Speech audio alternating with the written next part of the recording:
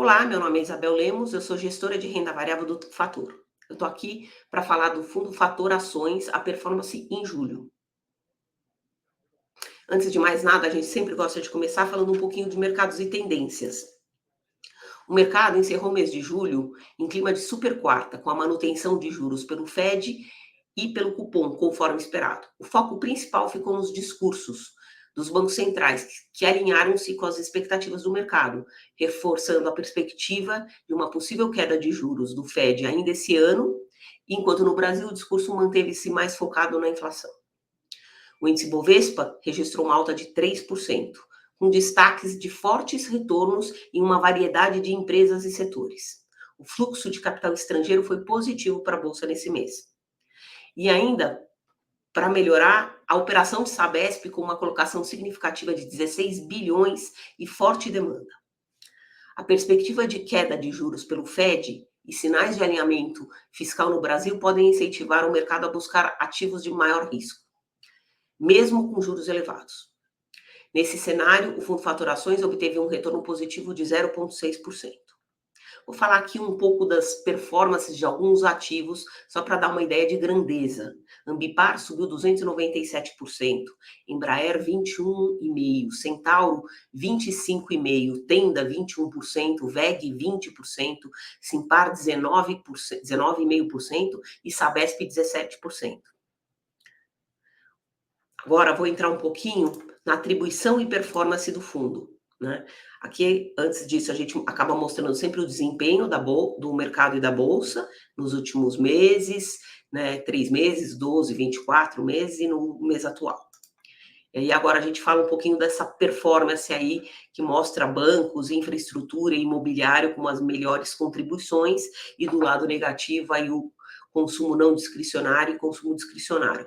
Vamos entrar um pouquinho em foco sobre isso. O Fundo Fatorações encerrou o mês com 0,6 positivo. Os destaques foram Eletrobras, Itaú, IOSP, Embraer e Cirela, que esses papéis contribuíram com cerca de 1,9% para a cota do fundo. Do lado da Eletrobras, uma notícia sobre um possível acordo com o governo em relação ao número de assentos no conselho da Eletrobras acabaram impulsionando as ações.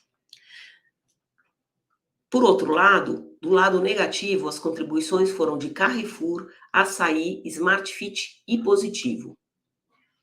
Embora o Carrefour tenha apresentado um bom resultado no trimestre, o momento em que a gente acabou colocando as ações foi negativo e prejudicou a performance. Mesmo assim, a gente acredita que tanto o Carrefour quanto o Açaí devem continuar entregando bons resultados, e seus valores justificam o nosso posicionamento.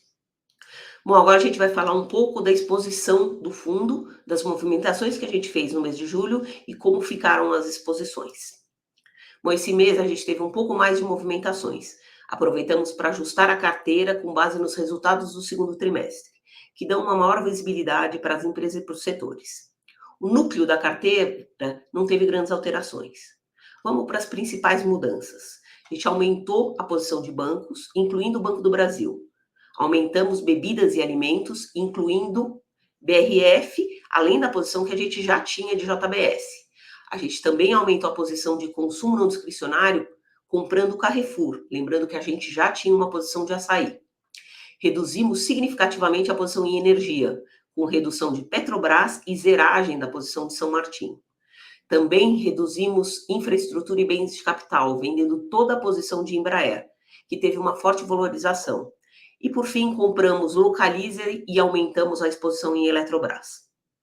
Após essas movimentações, como vocês podem ver na tabela, as principais alocações setoriais ficaram assim distribuídas. Bancos com cerca de 23%, energia com 15,5%, sendo que a gente tem Petrobras e 3R, materiais básicos 13%, com Vale e Gerdau, consumo discricionário com 8%, consumo não discricionário também com 8%, alimentos em torno de 7,5% e utilidades públicas 7%. Para dar uma ideia, as 5 maiores posições do fundo, em ordem de grandeza, são Itaú Unibanco, Vale, Eletrobras, Petrobras e IOSP. E essas posições correspondem a 38% da carteira. A carteira continua com uma característica mais voltada ao mercado interno, onde entendemos existir maiores assimetrias de valores. Por fim, a gente gosta de mostrar aí o retorno anual por vários períodos. E sempre a gente acaba mostrando o retorno do gráfico no longo prazo do fundo versus o Ibovespa. Para esse mês é isso, esperamos você no próximo mês. Obrigada.